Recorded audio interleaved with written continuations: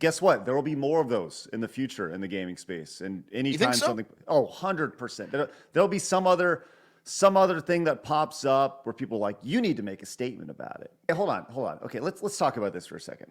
Because Gamergate's been brought up several times in the last month or so for various reasons, right? Okay. Okay. You say you were there.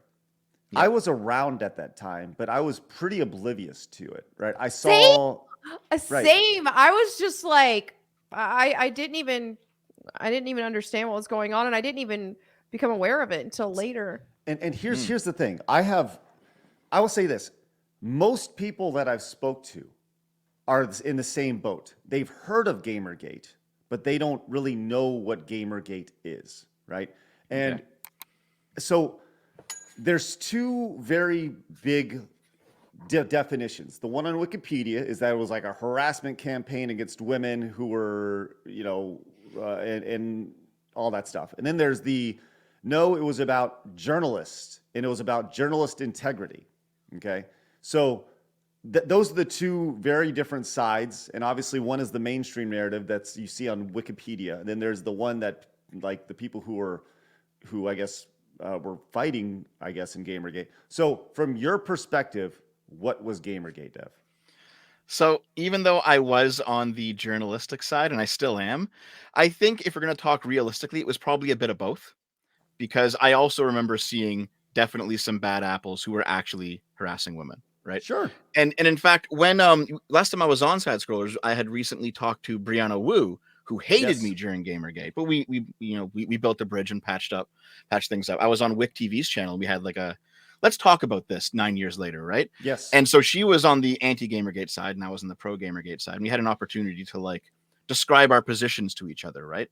And there was definitely some harassment. So it's people who say that there wasn't, I think they're just coping. There definitely was some. Right. But there was also a real point to it as well. Because you had the reason that Five Guys Burgers and Fries became a meme is because you had the indie game developer Zoe Quinn, who was making games and having articles published about her. Her games are being covered. She was going to like certain events and being covered positively by various game journalists, but she was having sex with these journalists. And the reason this came out is because her ex-boyfriend published an account of the 6 months while they were dating, where she had sex with the five guys who were five journalists, cheating on him doing so, right? And that was her way of basically making connections in like the game, the indie game development and the game journalist scene. She was having sex with these guys. Now, an inside joke that no one remembers anymore is that he, rather than calling his article Five Guys, he almost called it Two Greyhound Buses, because she actually cheated on him that number of people. Two Greyhound buses worth of What? people, but only five of them were actually part of the game story, right? Like the game industry story. But she actually cheated on him a lot. She cheated on him a lot. But Wow. now on the one hand, like it's pretty trashy to do, but like it's her private life, and I don't really care that much about it. Like it's funny and we can laugh about it, but it's not a big deal for the big story. The Right. big story is that five of those people were people she had sex with to promote her career. And then they turned around and they were publishing articles about her and talking about her projects and not disclosing the relationship. Oh, And so right. that story, it went viral, but then a whole bunch of internet autists like me and like Sargon and like other guys in our sphere, we started digging up like, well, what else have these people done? You know, what other connections are there that no one's being told about? And so we found a whole bunch. I mean, I think when I was here last, Craig, I mentioned the Fez situation, right, with Phil Yes. Fish and the money. Yeah, so like we started discovering real corruption here, and we were putting out YouTube videos, and the entire industry of indie developers and games journalists, they basically turned their backs on their own fan base in response. And it was the first time that really happened, where you had this. Oh. It was one of the first internet culture wars, and it was this kind of top down situation where you had people who had these. I mean, it is positions of power, but not really, because it's just like gaming stuff. But within the community, it's a position of power, and they're talking down at their own audience who are demanding accountability. Okay. So it sounds like there was, as in most cases, there's one story, and then there's another story, and it's somewhere in between, right? Yeah. It may Yeah. originated here, it may, and somewhere along the way, they melded together. And as in most situations, there are bad apples, and that's from all Yes. sides. Whether it was people looking for the journalistic integrity or the developers or whatever it may be, it's really interesting stuff. On a side note, did you see the Brianna Wu stuff this past week, where she was kind of like, was I the bad guy?" Kind of like that was kind of She- her. Yeah, she has been going through what I went through with the left back in like 2010, right? Because when I was like an 18-year-old communist, I got a minor in gender studies when I was in university. I have a literature degree, completely useless stuff, right? But Right. I did learn about how this sort of like progressive radicalism operates from the inside out. And then when I left that sphere and kind of worked a few blue collar jobs and kind of came back down to earth a bit, I was kind of armed with some knowledge of how these things work, so I can talk about them not just from like an irrational hatred point of view, but saying, oh, here's the actual problems from the inside, right? And she's going through what I went through. I think what happened with her is she's been watching my videos for a while, and she didn't quite buy what I was saying when I was critiquing the left. But after the October 7th attacks in Israel, and she saw how many leftists came out just with a bunch of hatred, she's like, oh my God, it was that one scene where the guy's like, are we the baddies? And he's wearing Right. like the Nazi uniform. She's like, oh my God, like who have I allied myself with all this time? And that doesn't mean that like she's changed on like policy prescriptions. She probably still wants universal healthcare and things like that.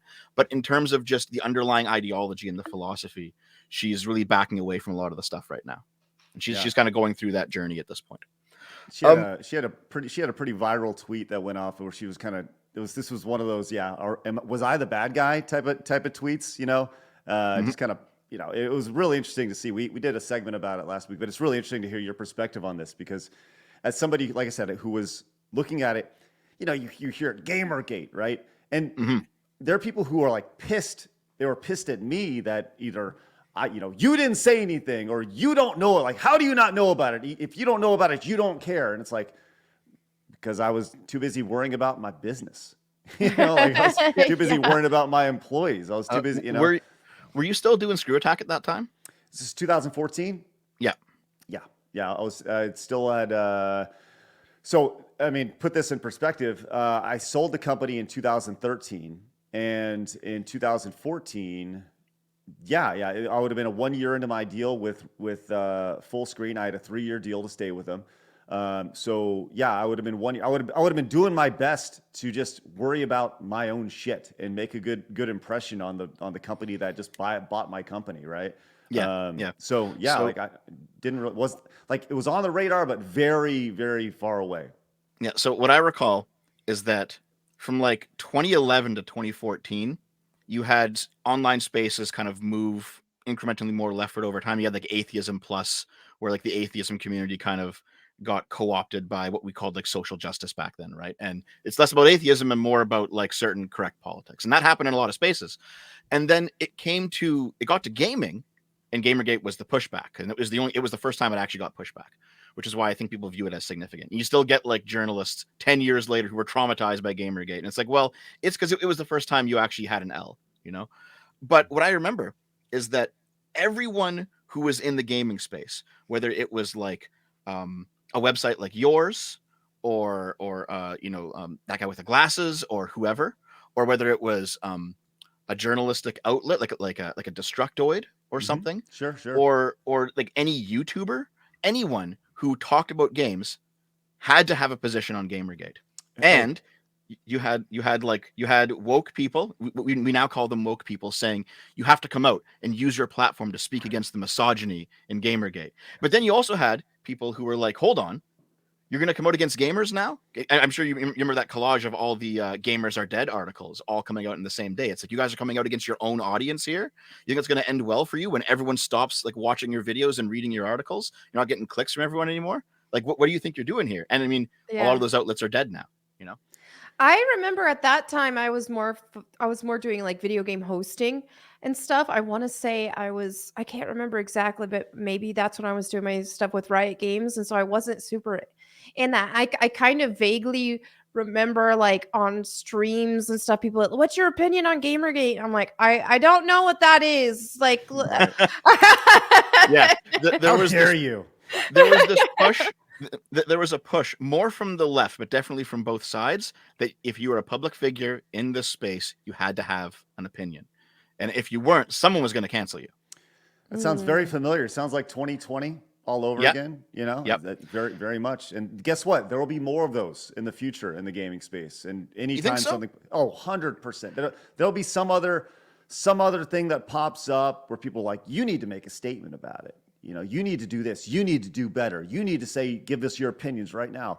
And no, I'll give you my opinion when I want to give you my opinion. Exactly. That was so cringe during like all the BLM stuff too. It was like, if you're a streamer and you're a streamer or content creator and you haven't spoken out about this and given an opinion yet, I see you being complacent. We know who you are. And I'm just, silence is violence. Goodness, right. I just want to play games. Plus, I'm seeing cities get burned down and stuff. I was like, I don't know if I really want to support this. yeah. Gamergate was the first time that mentality really took hold in a big way. I do think though that we're over the hump, because they're still trying to cancel people for that, but it's a lot less effective now. You have a lot more people just saying, I'm tired of this shit. I don't care. People are like, drag this guy on Twitter. The guy's like, fuck you. I'm not like, people are just more tired of it now. And I think in the next few years, you're going to see that type of canceling go away, just because no one cares anymore. It's not effective anymore. The dog piles aren't there anymore. I think it's going away. I agree. And you know what, the best way you can counter that is just say, fuck off. Like, really, that's it doesn't matter. And I think Bill Maher, of all people, fuck off, you oversensitive little shit. Thank you, Bill. There you go. That's Bill for us right there. That's the best thing he could potentially say. Well, thanks for that, Dev. I appreciate the education on that. That's makes me feel a little more informed. No problem. I think there's one more aspect to it, but I can't remember it right now. If it comes to me, I'll let you know. I'll tell you, when the anniversary comes back, it'd be really good to do. And Blabs, this is a good conversation to have. We can do a Gamergate retrospective roundtable where we bring in people from all sides to talk about it. I think that'd be a really interesting conversation. You can call Brianna Wu up. She's going on lots of shows right now. She has no problem. Yeah. Let's get her on. Let's get the Zoe Quinn girl on. Let's get them all on. She's not going to do it. No fucking way. There's no fucking way. Oh, no. Oh, because she had a lot of... I do remember some guy unalived himself, and he had beef with her, and she had people dogpiling him. He was like an indie game dev. Is that correct? Yeah, he made the game Night in the Woods. Right. And that's how I first heard about Zoe Quinn, because I just remember this. She got him canceled and had a bunch of people go after him on Twitter and stuff. And he unalived himself over it. It was insane. I think he also ended up being like canceled out of his indie studio, which is why it happened. Yeah. So, he got big making Night in the Woods, which is a pretty good game. Like, it's one of those walking simulators, but it's really well done. Right. And and because he was kind of in that more progressive space, he had like nothing to fall back on. He genuinely believed in progressive morality, and then when he lost everything, there was nothing left for him. And he already had a history of depression, so he ended up And it was that, and just the cancel culture in general, that really made me realize just how cruel a lot of these progressive type people were in the gaming industry and stuff, and how they're constantly dogpiling people who thought differently or had different opinions than them on this, that, or the other. And that's when I was like, oh, wait a minute. I'm not about this. I do not like that. There was this view from the people who were pro Gamergate during Gamergate that like the game journalists were supposed to have our backs, because gamers were pretty maligned in the 90s. If you played video games, you got bullied. You weren't getting any attention from girls when you were in the 90s, right? It's just kind of how it was. Yeah. It was the nerdy thing to do. And then when you had the religious right wing come after video games in the 90s, they wanted to censor games. They're saying they're violent. They're saying they're too they're too sexual. There was that legendary bit where Jeff Keighley goes on Fox News to defend Mass Effect. You know, that was back in 2007 or 2006. Who was that lawyer who wanted to get video? Jack Thompson. Yes, you know who I'm talking about. Yep. He was part of this, right? And so there was this view among gamers, like, okay, well, the religious right of the 90s and 2000s hates us, but we do have people in our corner, and these people are a little bit older than us, and maybe they're a little bit more educated, but they're in these middle positions of power where they have a platform and they're talking about using these gaming outlets, and we expect them to have our backs whenever something big goes down with gaming, like Jeff Keighley did on Fox News. And so when Gamergate comes around, all of these people turned on gamers. They just turned on them and said, nope, because now we were critiquing them, right? It's like, well, hold on, are you guys being corrupt here? Like, what's going on? So they immediately turned on their audience. And then there was this, there's this general belief, it's like, oh, we've now discovered something. And what it is all the people that bullied us in school, they never really left. They just, once gaming got more culturally accepted and popular, they became gamers. And now they're working in these institutions. It's like, oh, like you guys shat on us when we were 10 years old, and now that we're 25 or 30 or 35, now you're the people telling us what to do in gaming. It's like, hold on, what the fuck? Like, you guys bullied us when we were younger, you know?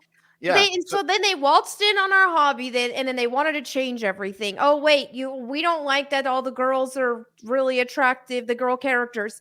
We don't like this, that, or the other. This needs to be more inclusive. These games need to be easier. People need these need to be more accessible for everybody to play. This is too hard. And they just, now we've got all these walking simulators where you just press X to win as the mainstream game.